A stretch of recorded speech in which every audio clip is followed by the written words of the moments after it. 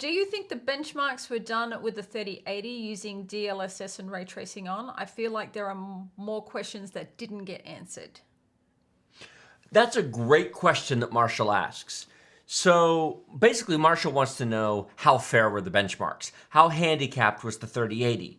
Because if the tests were done with all the fancy pretties on, then that holds the 3080 back, and if you turn them off, it runs faster. Except it doesn't. Because ray tracing slows the 3080 down, but DLSS speeds it up. So ray tracing on and DLSS off would be the most slanted viewpoint.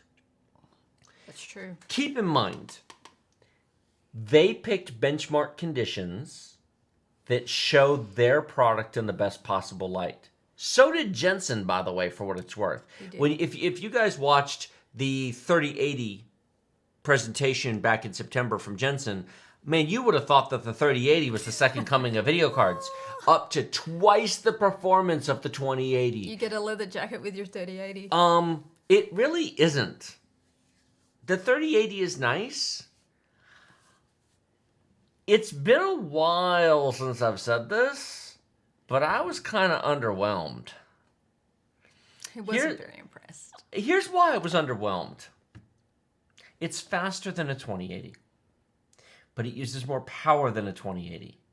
It feels like a 2080 was taken and just cranked up a bit and said, okay, you want more performance? Here's more power and heat. Just refreshed.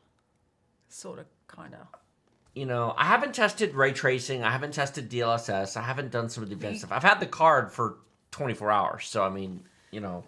But it just... Having tested and used all the cards, it didn't blow my skirt up. No, it didn't. If you could buy a 3080 right now for $699, pick your flavor, I'd be more interested. But you can't. Nope. They're not available.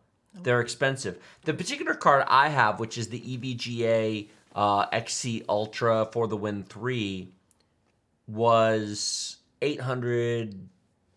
Well, it retails basically for $800. Mm-hmm. So it's $100 over.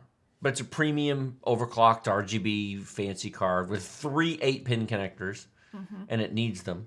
Actually, Steen asked who worries about power. There's a lot of people who worry about power. It's like 25 cents a kilowatt in Australia. It's ridiculous kilowatts. 35 and 40 in California, Hawaii, and Germany. So there's a lot of places that have to pay attention to wattage. And if you live in a place where you have to air condition, every watt of power your video card uses is dumping that power in the form of heat into your room, which you then have to pay for twice to air condition. To cool it. So there's a lot of people that have to pay attention to wattage. One other thought about wattage. I was pulling 600 watts from the wall, so probably 550 internally. A 650 watt power supply would probably do it, but man, if you game a lot, your power supply is not going to last as long. You're going to push it. Yeah. No, 750. Min. 750 for a 3080. But here's the thing. Now you have to think about case airflow, fan airflow, the amount of heat. See, here's something I can't put in a video. Putting my hand over the 3080 and then moving it up here and going, I can still feel all that. It wasn't loud. It was actually quite quiet. It was just a space heater.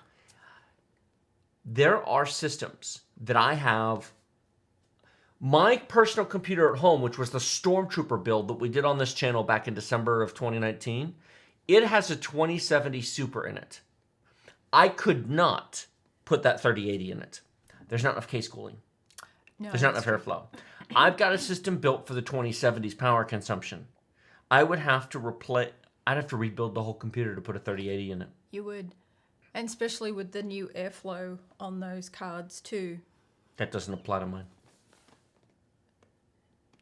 Other people it does. Just say yes, dear. Yes, dear. There you go. You know almost nobody has a Founders Edition card. They stopped making them, basically. They did? Yeah. Best Buy has a few, but they're not really interested in making those cards. The Founders Edition cooler is actually probably one of the better coolers this time around on the NVIDIA side, but it costs too much. It's a really expensive cooler. So they don't really want to make it. There we go. They should be charging more for the Founders, but they didn't for a variety of reasons. There we go. All I'm trying to say is I would have to rethink my system design to go from a 2070 Super to a 3080 because of the heat. I think a lot of people would.